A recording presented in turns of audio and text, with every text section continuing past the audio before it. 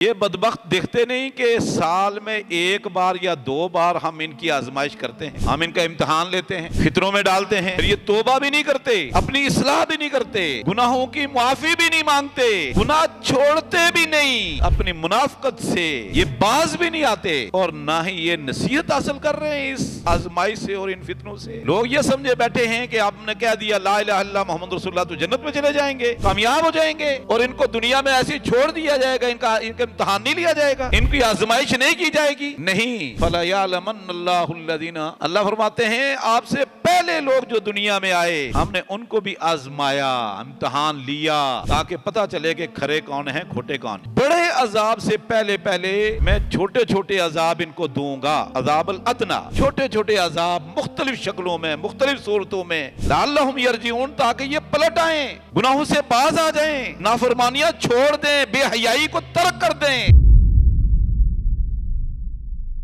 اس وقت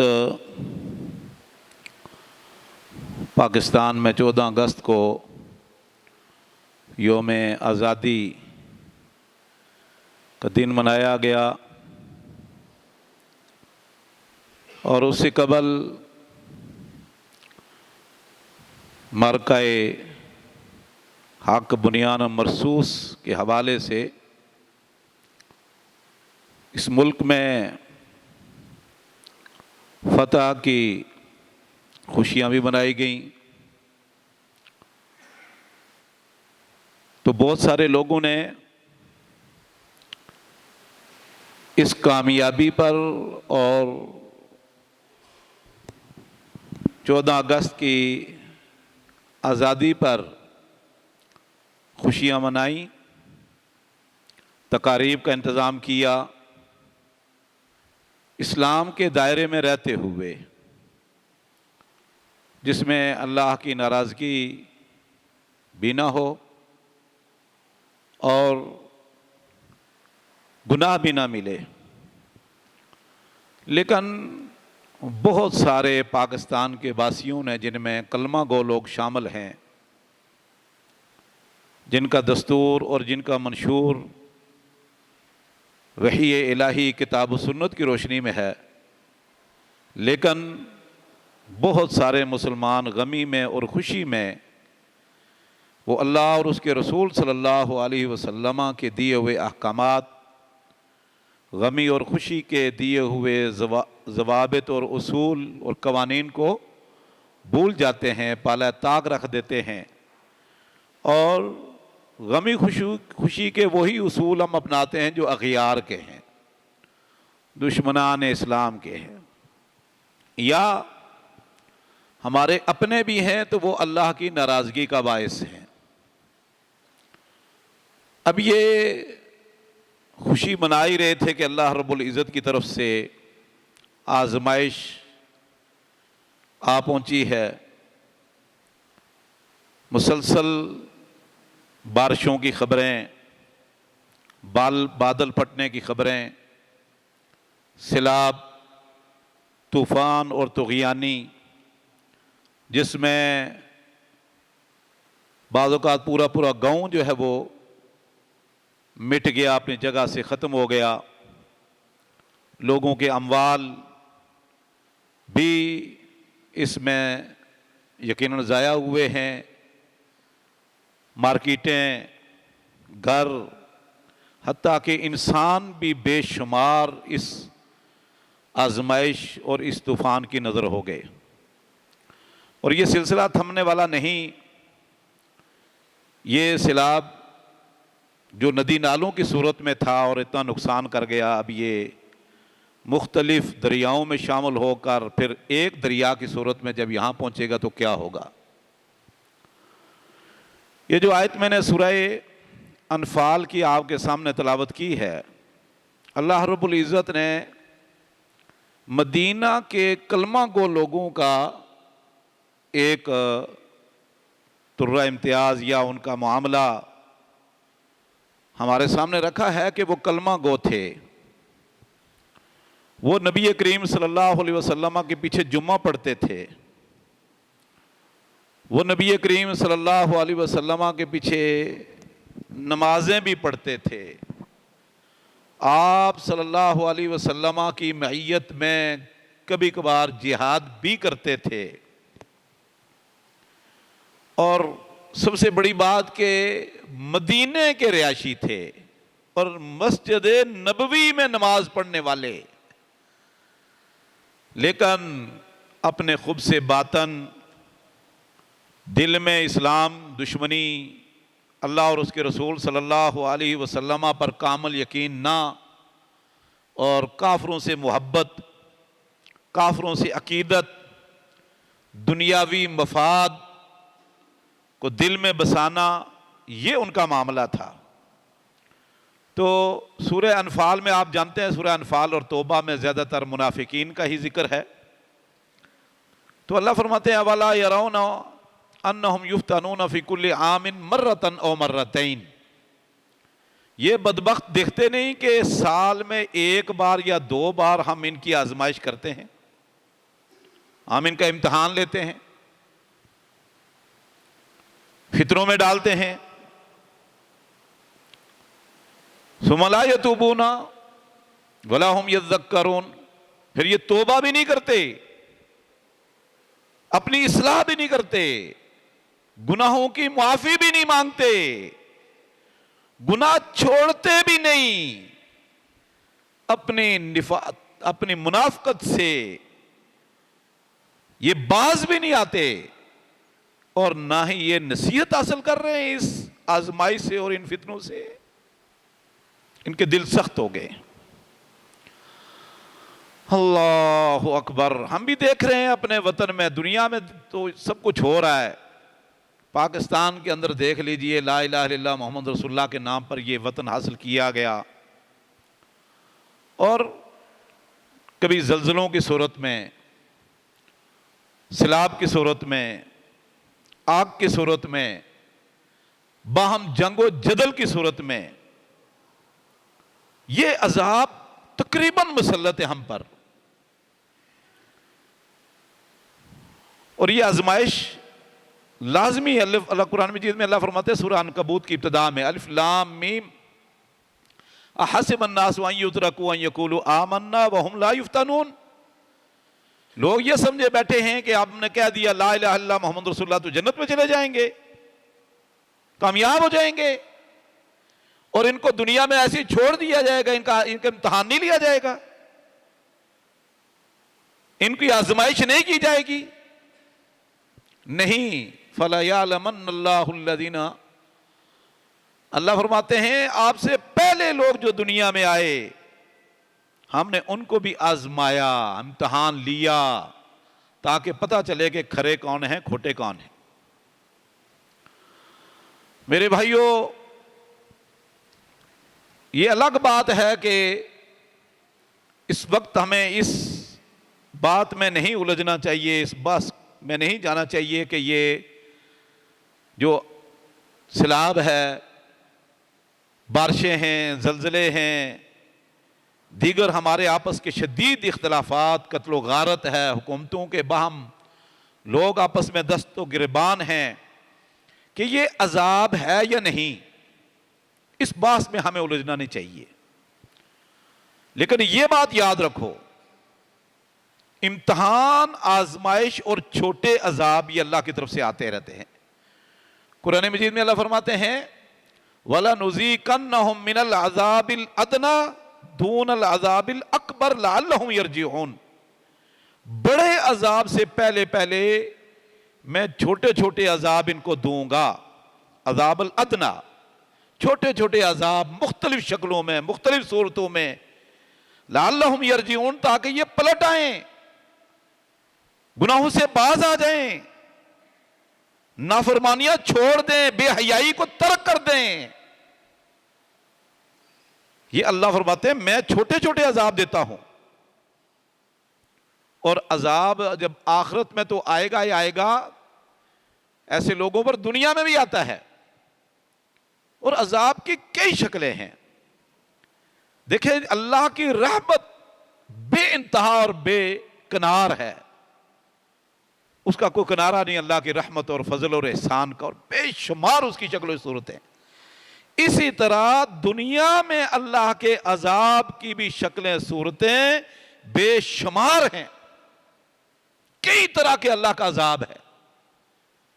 بعض اوقات بندے کو محسوس ہوتا ہے، بعض اوقات نہیں ہوتا۔ جو فحاشی عریانی کا بازار گرم کیا ہوا اس ملک میں، اللہ معاف فرمائے، میں نے پچھلے جمعے میں بھی تذکرہ کیا تھا، لا الہ الا اللہ محمد رسول اللہ کے نام پر یہ ملک حاصل کیا، سود، اللہ اور اس کے رسول کے ساتھ اعلان جنگ، شراب خانے کھولے جا رہے ہیں، مساجد کو گرانے کے آرڈر ہیں، گرائی جا رہی ہیں، مدارس کے خلاف سازشیں ہیں، دینداروں کے خلاف بہت بڑی سازشیں ہیں۔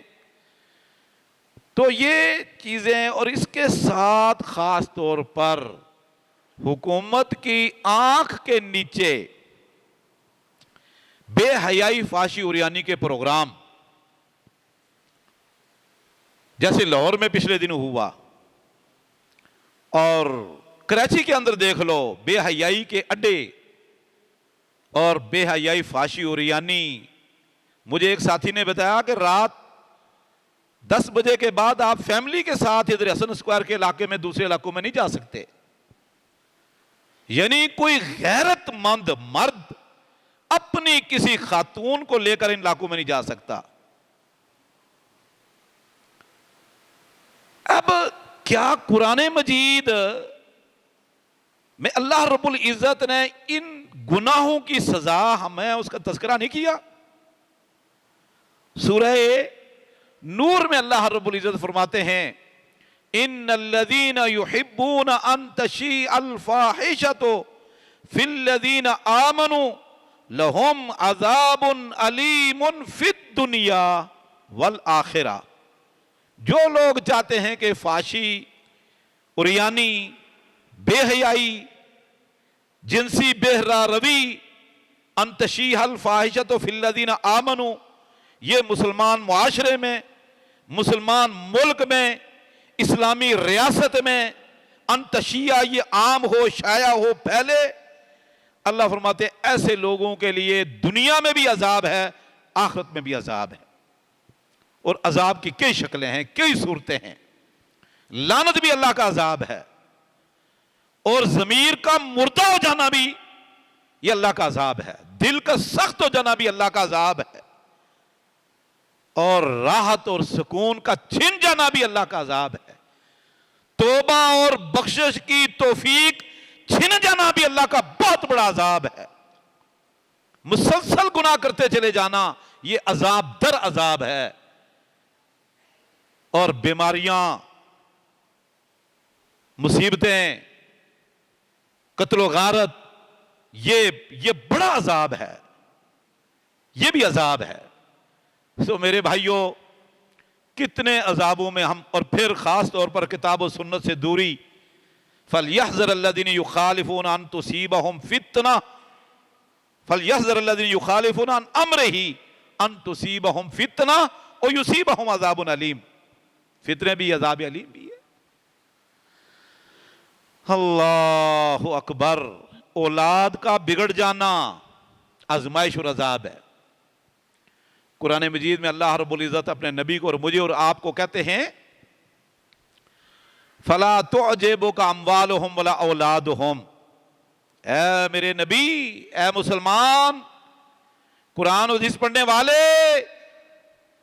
ان کافروں کے، منافقین کے، ان کے مال اور ان کی اولادیں آپ کو حیرت میں نہ ڈالیں، پریشان نہ کر دیں، کہیں تعجب میں نہ ڈال دیں۔ انما یرید اللہ لیعذبہم بہا فی الحیات الدنیا، اللہ چاہتا ہے کہ ان کے مالوں کے ذریعے، ان کی اولادوں کے ذریعے ان کو دنیا میں عذاب دے۔ انما اموالکم واولادکم فتنہ۔ تو اللہ کے عذاب اور آزمائشیں کے کئی صورتیں ہیں۔ میرے بھائیوں، یہ نبی کریم صلی اللہ علیہ وسلم کی دعا کا نتیجہ اور اس کا پھل ہم کھا رہے ہیں آج، کہ امت من حیث القوم، اس پر عذاب نہیں آ رہا۔ یہ نبی کریم صلی اللہ علیہ وسلم نے اللہ سے دعا کی تھی، تو اللہ رب العزت نے فرمایا کہ نہیں، کہ دشمن ان پر یکبارگی غالب آئے اور خاتمہ ہو جائے، ایسا نہیں ہوگا. یہ آپس میں لڑیں گے، ایک دوسرے کے ہم دست و گریبان ہوں گے. آزمائشیں، مصیبتیں آ گھیریں گے ان کو. اور دو چیزیں ہیں دنیا کے اندر بڑے عذاب کے آنے میں رکاوٹیں. قرآن حکیم میں اللہ رب العزت نے جو مشرکین مکہ اور خاص طور پر بعض روایتوں میں آتا ہے جیسے کہ صحیح بخاری میں ابو جہل اور دیگر لوگوں نے جب اللہ کے نبی صلی اللہ علیہ وسلم نے توحید کی دعوت دی، دین کی دعوت دی، گناہوں سے منع کیا، تو انہوں نے کیا کہا؟ اللہم ان کان ھذا ھو الحق فامطر علینا حجارۃ من السماء او ائتنا بعذاب علیم. یہ مشرکین مکہ کے لوگوں نے کہا کہ اللہ اگر یہ دین جس کی محمد صلی اللہ علیہ وسلم دعوت دے رہے ہیں، یہ قرآن اور حدیث یہی حق ہے، تو پھر آسمان سے ہم پر پتھروں کی بارش اتار، پتھروں کی بارش برسا، یہ عذاب علیم ہمیں دے. یہ انہوں نے آگے سے مطالبہ کیا. آپ نے اکثر یہ جملہ سنا ہوگا اور کتابوں میں پڑھا ہوگا کہ مشرک کی عقل کام نہیں کرتی. جو بندہ شرک کرے، کلمہ گو یا غیر کلمہ گو ہو، وہ انسانیت کی حد سے اتر جاتا ہے. دیکھیں آج شرک کرنے والے طوطے سے قسمت معلوم کر رہے ہیں، طوطے سے، آکٹوپس سے، رمل سے، جنتریوں سے، ستاروں سے قسمت معلوم کر رہے ہیں کہ میری قسمت کیا ہے. یہ انگوٹھیاں اور نگینے لے کے گھوم رہے ہوتے ہیں لوگ. یہ نگینہ جی اس سے تیری روزی میں اضافہ ہوگا، یہ نگینہ پہن لو، انگوٹھی پہن لو اس نگینے والی تو تجھے اولاد ہو جائے گی، تیری قسمت کھری ہو جائے گی. اتنی عقل کام نہیں کرتی کہ جس کے بکس میں 500 نگینے ہیں وہ تو خاک چھانتا پھر رہا ہے، روڈ کے اوپر لید کھا رہا ہے، اور مجھے ایک انگوٹھی سے کہتے تیری قسمت کھری ہو جائے گی. اتنی عقل کام نہیں کہ ذی شعور جس کو فرشتوں نے سجدہ کیا آج جانور کے سامنے گرا ہوا ہے. یہ انسان عقل ختم ہو جاتی ہے. تو یہاں بھی مشرکین مکہ عقل کا تقاضا یہ تھا کہ وہ کہتے ہیں کہ یا اللہ، اللہم ان کان ھذا ھو الحق، اے اللہ اگر یہ قرآن و حدیث حق ہے، دین حق ہے، توحید حق ہے، محمد صلی اللہ علیہ وسلم کی دعوت حق ہے، تو ہمیں بھی توفیق دے. لیکن اس کے بجائے کہتے ہیں اگر حق ہے تو بارش برسا، حجارۃ من السماء، پتھروں کی بارش. اس کے جواب میں اللہ رب العزت نے فرمایا کہ تم بار بار عذاب کا مطالبہ کر رہے ہو تو یہ بات سنو، ما کان اللہ لیعذبہم وانت فیہم. اے میرے محبوب پیغمبر، جب تک آپ ان کے اندر موجود ہیں، زندہ ہیں، اللہ ان کو عذاب نہیں دے گا. کیونکہ جب تک نبی موجود ہوتا ہے قوم میں عذاب نہیں ہوتا. سب سے پہلے اللہ نبی کو کہتا ہے آپ یہاں سے نکلو اور ہجرت کرو. جیسے دوسرے انبیاء پر کی قوموں پر عذاب آیا تو نبی اور ایمان والوں کو اللہ نے فرمایا راتوں رات نکل جاؤ، یا کشتی پہ بیٹھ کے نوح علیہ السلام نکل گئے. تو فرمایا جب تک آپ ان کے اندر موجود ہو ان کو عذاب اللہ نہیں دے گا. وَمَا كَانَ اللَّهُ مُعَذِّبَهُمْ وَهُمْ يَسْتَغْفِرُونَ. جب تک یہ اپنے گناہوں کی معافی مانگتے رہیں گے، توبہ استغفار کرتے رہیں گے، گناہوں پر ندامت کا اظہار کر کے معافیاں مانگتے رہیں گے، ان پر عذاب نہیں آئے گا. عبداللہ بن عباس رضی اللہ تعالیٰ عنہ فرمایا کرتے تھے صحابہ کرام سے، تابعین سے، کہ لوگوں اللہ رب العزت نے آپ کو امانان دو گارنٹیاں، دو چیزوں کی ضمانت اور گارنٹی دی ہے. دو قسم کی امانتیں اللہ نے آپ کو دی ہیں، جب تک ان میں سے کوئی ایک موجود رہے گی آپ پر عذاب نہیں آئے گا. امانان ہیں، دو ضمانتیں اللہ نے دی ہیں. فرمایا عبداللہ بن عباس نے، ایک اللہ فرماتے جب تک محمد صلی اللہ علیہ وسلم ان کے اندر موجود ہیں ان کو عذاب نہیں آئے گا. فرمایا ایک امانت تو دنیا سے چلی گئی، نبی کریم صلی اللہ علیہ وسلم دنیا سے چلے گئے، اور ایک ضمانت قیامت تک کے لیے اللہ نے باقی رکھی ہے، وما کان اللہ معذبہم وہم یستغفرون. اگر یہ توبہ استغفار کرتے رہیں گے تو عذاب نہیں آئے گا. تو میرے بھائیوں، یاد رکھیے یہ جو جن کا نقصان ہو گیا ان کی تو آزمائش تھی ہی تھی، جو زندہ بچ گئے ان علاقوں میں ان کی آزمائش تھی، لیکن یہ آزمائش ان سے زیادہ میری اور آپ کی ہے۔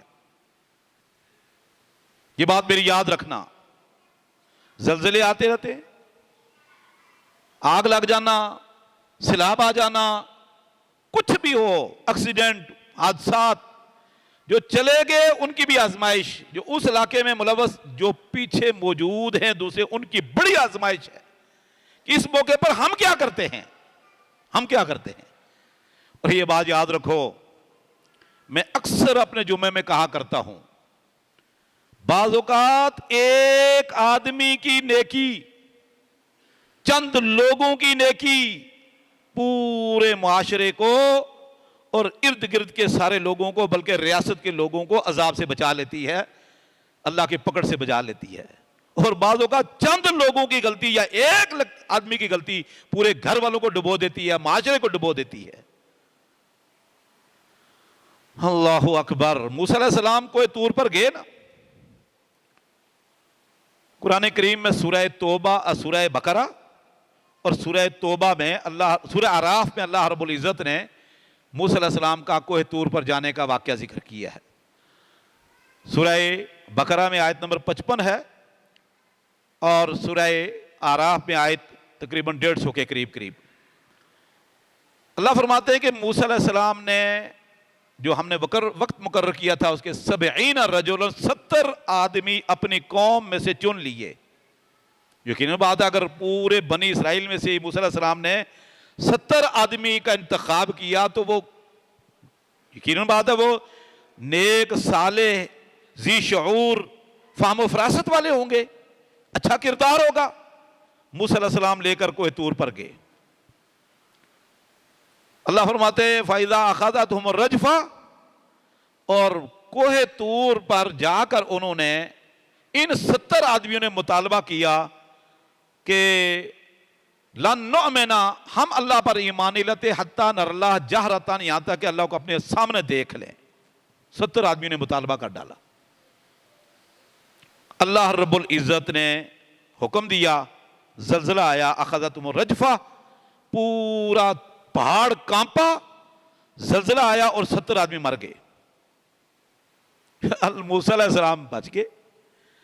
موسیٰ علیہ السلام نے فرمایا ربی، اے میرے رب، اتہلکنا بما فعل السفہاء منا، اللہ یہ 70 آدمی تو گئے میرے ہاتھ سے، یہ تو مارے گئے، تو پہلے بھی ان کو تو پہلے مار سکتا تھا، عذاب دے سکتا تھا جو بنی اسرائیل میں تھے، نیچے پہاڑ پر آنے سے پہلے یہ الزام میرے ماتھے نہ لگتا، پہاڑ پر آ کر مریں گے، بنی اسرائیل کہیں گے یہ موسیٰ علیہ السلام کی وجہ سے ہوا یا ان کا معاملہ ہے۔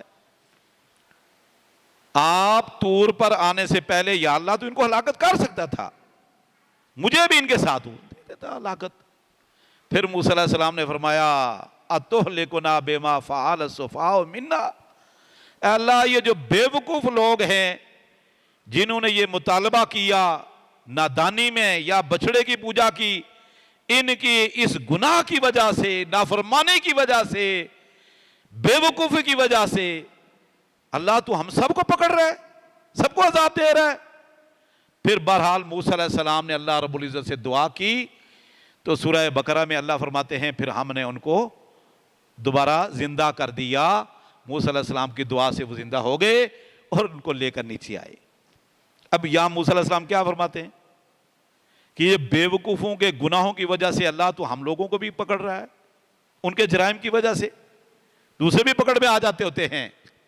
تو میرے بھائیوں، اب اس میں پھر ہماری ذمہ داری یہ بنتی ہے کہ سب سے پہلے تو ہم اللہ رب العزت کے ہاں توبہ استغفار کثرت سے کریں، اپنے گناہوں کی معافی مانگیں اور رجوع اللہ کریں، انابت اللہ کریں اور صدقہ خیرات کریں، نماز پڑھیں، اللہ تعالیٰ سے اپنے گناہوں کی معافی مانگیں اور دوسروں کے لیے بھی توبوا اللہ ایھا المؤمنون، اللہ فرماتے سارے مومنوں ایک کٹھے ہو کر اللہ تعالیٰ سے معافیاں مانگو، اجتماعی صورت میں، انفرادی صورت میں۔ اور دوسرا یہ ہے کہ اب ان کے اس مشکل گھڑی میں ہم ان کے ساتھ کھڑے ہوں اور ان کی مدد کریں۔ اس وقت ان کے لیے گھروں کی بھی ضرورت ہے اور کھانے پینے کی اشد ضرورت ہے اور ان کے لیے بستروں کی بھی ضرورت ہے، تعلیم و تعلم کی بھی ضرورت ہے۔ اسکول بھی بہ گئے ہیں، اسکول میں بچے بھی کئی بہ گئے ہیں۔ تو میرے بھائیوں، یہ آزمائش کی گھڑی ہے۔ اللہ کے نبی صلی اللہ علیہ وسلم مکہ کے اندر جبکہ ایک بھی مسلمان نہیں تھا، اس مکہ میں خدمت خلق کا کام کرتے، ریلیف کا کام کرتے، لوگوں کے مشکلات میں ممید و معاون بن جاتے تھے۔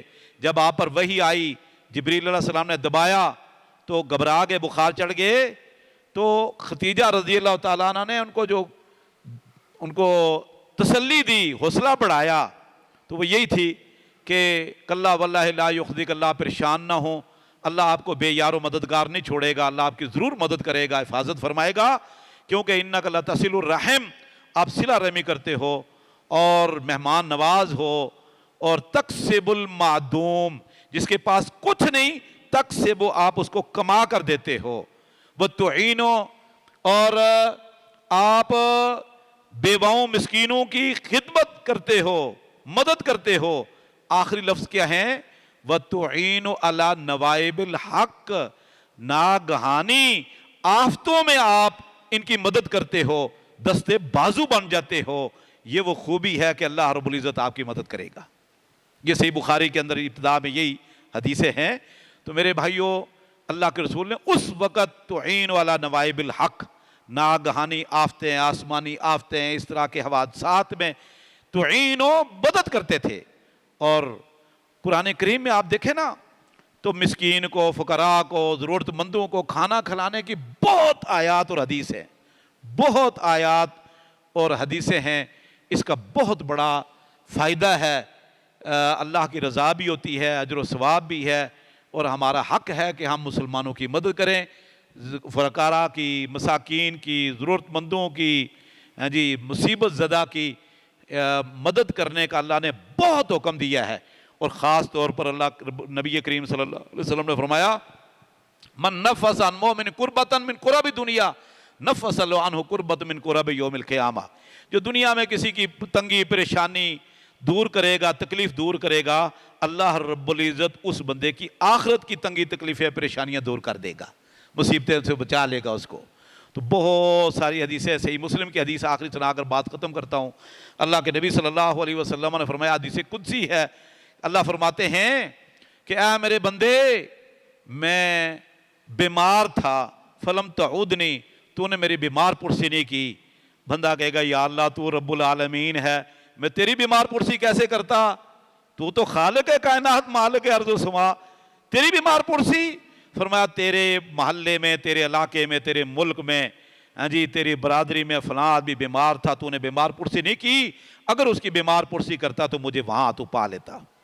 یبن عبدی، اے میرے بندے، میں بھوکا تھا، تو نے مجھے کھانا نہیں کھلایا۔ بندہ کہے گا، یا اللہ تو رب العالمین، میں تجھے کیسے کھلاؤں، تو ساری دنیا کو کھلا رہا ہے۔ فرمایا، تیرے سامنے فلاں بندہ بھوکا تھا، تیرے رشتہ داروں میں، پڑوس میں، جہاں بھی، اور وہ تو اسے ضرورت مند تھا، اگر تو اس کو کھانا کھلاتا مجھے تو وہاں پا لیتا۔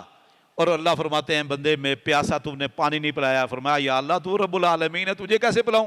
فرمایا، فلاں بندہ پیاسا تھا، اگر اس کو پانی پلاتا تو مجھے وہاں پاتا۔ امام مسلم رحمۃ اللہ علیہ نے صحیح مسلم کتاب البر والصلہ میں یہ حدیث نقل کی ہے۔ تو میرے بھائیو، یہ اللہ کا حکم ہے۔ آج وہ لوگ ضرورت مند ہیں، اگر ان کی وہ اس طریقے سے آزمائش آئی، اللہ نے ہمیں مال دے کر آزمایا ہوا ہے، صحت دے کر، عافیت دے کر آزمایا ہوا ہے۔ کراچی کے اندر بھی بارشوں میں کتنے لوگ یہاں فوت ہو چکے ہیں اور حادثے ہوئے، اللہ نے آپ کو محفوظ رکھا ہے۔ تو یہ بھی ہمارے لیے آزمائش ہے کہ ہم اس پر اللہ کا شکریہ کتنا ادا کرتے ہیں۔ تو سب سے پہلے توبہ استغفار ہے، پھر اللہ کا یہاں شکر ادا کریں کہ یا اللہ تو نے ہمیں صحت، مال، دولت، اولاد، عافیت، خیر اور سب کچھ دے رکھا ہے، وقت، مال، سب کچھ دے رکھا ہے تو نے، اور سب سے بڑی چیز عافیت ہوتی ہے، خیر و عافیت بڑی چیز ہے۔ اللہم انا نسألک العفو والعافیہ فی الدنیا والآخرہ۔ تو تیسری بات پھر جو اللہ نے ہمیں مال دیا اس میں سے ان لوگوں کی ضرورتوں کو پورا کریں۔ انشاءاللہ ہمارے یہاں بھائی موجود ہیں، فیصل ندیم صاحب گئے تھے، واپس آئے ہیں، دوبارہ جائیں گے۔ ان علاقوں میں ہمارے بھائی مسلسل پہنچ رہے ہیں اور وہاں خدمت خلق کا کام کر رہے ہیں، ضرورتیں پوری کر رہے ہیں۔ آپ ان تک اپنا مال پہنچائیں، انشاءاللہ وہ وہاں پہنچا دیں گے۔ جزاکم اللہ خیر۔